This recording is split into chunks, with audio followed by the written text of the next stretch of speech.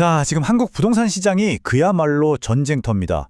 정부가 시장을 잡겠다고 정말 역대급으로 강력한 대책을 빵 하고 터뜨렸거든요. 그런데 말이죠. 한 전문가가 아니 잠깐만요. 진단부터가 틀렸습니다. 라고 아주 날카롭게 지적하고 나섰습니다. 오늘 정부의 이 야심찬 정책과 그 이면에 숨겨진 문제점 한번 제대로 파헤쳐 보겠습니다. 네, 부동산 전쟁.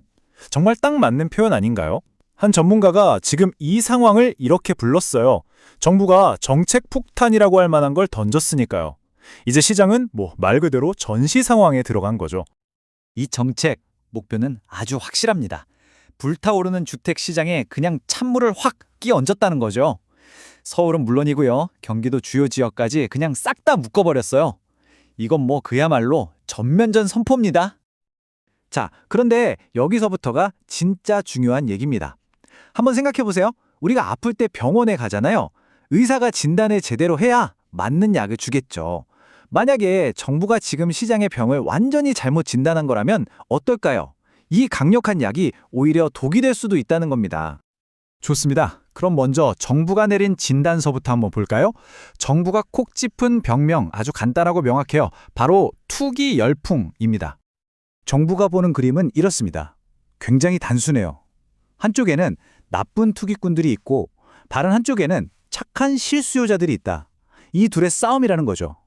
다주택자나 갭투자자는 시장을 망치는 적, 그리고 내 집 마련하려는 사람들은 우리가 지켜줘야 할 아군. 이렇게 딱 선을 그어버린 겁니다.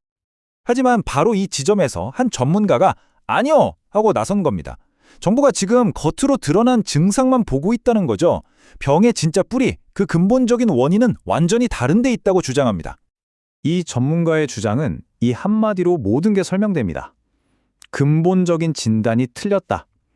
그러니까 지금 정부가 하는 건 골마 터지기 직전인 상처에 그냥 파스 하나 붙이는 거랑 똑같다는 거예요.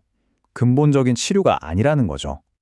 그럼 진짜 원인이 대체 뭐냐? 전문가는 크게 두 가지를 짚습니다. 첫째는 아주 현실적인 구조적 문제. 쉽게 말해서 서울에 살고 싶은 사람은 넘쳐나는데 집은 턱없이 부족하다는 거죠. 그리고 둘째는 바로 심리적 문제입니다. 이게 정말 중요한데요. 사람들이 단순히 욕심 때문에 집을 사는 게 아니라 엄청난 공포 때문에 움직이고 있다는 분석입니다. 이 공포를 이해하려면 벼락거지라는 신조어를 꼭 알아야 합니다. 들어보셨죠? 이게 뭐냐면 내 월급은 그대로인데 주변 친구들이 주식으로, 코인으로, 또 부동산으로 막 몇 억씩 버는 거예요. 그럼 나는 가만히 있었는데도 갑자기 거지가 된 것 같은 기분이 들잖아요? 바로 그 엄청난 상대적 박탈감을 말하는 겁니다. 네, 바로 이 공포. 아, 나만 이렇게 뒤처지는구나? 지금이라도 이 막차를 타지 않으면 영원히 벼락거지가 되겠구나 하는 이 극심한 불안감. 이게 바로 사람들이 가격을 따지지도 않고 묻지마 매수에 뛰어들게 만드는 진짜 엔진이라는 겁니다. 자, 그럼 진단이 틀렸으니 처방도 잘못됐겠죠? 이 잘못된 약이 지금 시장에서 어떤 끔찍한 부작용들을 낳고 있는지 한번 살펴보겠습니다. 가장 대표적인 부작용이 바로 풍선 효과입니다. 다들 아시죠? 풍선 한쪽을 손으로 꾹 누르면 반대쪽이 불룩 튀어나오잖아요. 지금 부동산 시장이 딱 그 짝입니다. 원리는 간단해요. 정부가 서울을 그냥 규제로 꽁꽁 묶어버렸어요. 그랬더니 갈 곳을 잃은 그 많은 돈들이 어디로 갔을까요? 규제가 없는 옆 동네, 예를 들면 동탄 같은 곳으로 우르르 몰려간 겁니다. 결과적으로 서울은 잠깐 잡는 것 같아 보이지만 애꿎은 다른 지역 집값만 미친 듯이 폭등하는 그야말로 돌려막기가 된 거죠. 그리고 또 하나의 심각한 부작용이 있습니다. 바로 시장 마비. 시장이 그냥 꽁꽁 얼어붙어 버린 거예요.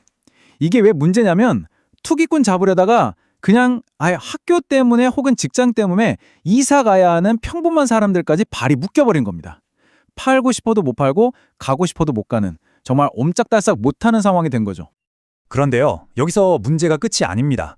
진짜 더 심각한 건 따로 있어요. 뭐냐면 시장이 이제 이런 정책에 면역이 생겨버렸다는 사실입니다.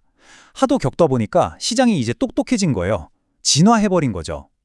생각해보면 이런 수요 억제 정책 사실 이번이 처음이 아니잖아요? 역대 정부들이 지난 수십 년간 수십 번도 더 똑같은 카드를 썼습니다. 근데 결과가 어땠죠? 번번이 실패했어요. 그리고 시장 참여자들은, 바로 우리들은 그 실패의 역사를 똑똑히 기억하고 있습니다. 바로 이걸 전문가는 학습 효과라고 부릅니다. 아주 중요한 개념이에요. 이제 시장은 더 이상 정부가 하지 마 하면 네 하고 듣는 순진한 존재가 아니라는 겁니다. 오히려 정부가 또 저러네 그럼 우린 이렇게 해야지 하고 한 수 앞을 내다보고 움직여서 정책의 힘을 빼버리는 거죠. 전문가가 든 비유가 정말 기가 막힙니다. 자꾸 야단 맞는 아이 같다는 거예요. 처음엔 엄마가 소리치면 무서워서 울죠. 근데 맨날 혼나면 어때요? 나중엔 한 귀로 듣고 한 귀로 흘리잖아요. 지금 시장이 딱 그 아이 꼴이라는 겁니다. 정부의 경고? 이제 하나도 안 무서운 거죠.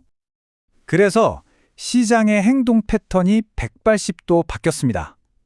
예전에는 정부가 규제한다 그러면 좀 지켜볼까? 하고 다들 숨을 죽였어요. 근데 지금은요?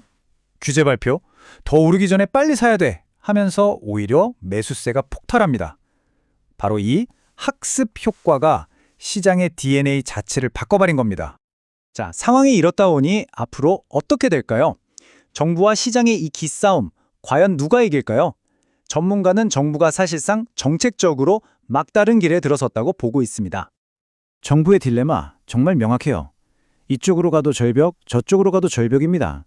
지금처럼 규제를 꽉 붙들고 있자니 시장은 그냥 죽은 듯이 얼어붙어 있을 거고요.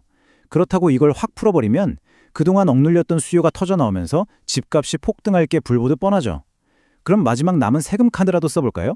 글쎄요, 이미 학습 효과로 단련된 시장에 그게 얼마나 먹힐지는 아무도 모르는 그야말로 진퇴양난입니다. 그래서 전문가가 예측하는 이 강력한 정책의 유효기간은 놀라지 마세요. 길어야 3개월에서 6개월입니다. 딱 그 정도라는 거예요. 그 시간이 지나면 시장은 언제 그랬냐는 듯 다시 적응을 끝내고 억눌렸던 가격은 슬슬 다시 움직일 거라는 거죠. 정리해볼까요? 진단은 틀렸고 처방은 부작용만 낳고 환자인 시장은 이제 약의 내성까지 생겨버렸습니다. 정말 총체적 난국이죠. 이 상황에서 한국의 부동산 시장 과연 어디로 가게 될까요? 더 이상 약에 듣지 않는 환자를 앞에 둔 의사는 이제 어떤 선택을 해야만 할까요? 어쩌면 이것이 오늘 우리가 함께 고민해야 할 가장 무거운 질문일 겁니다.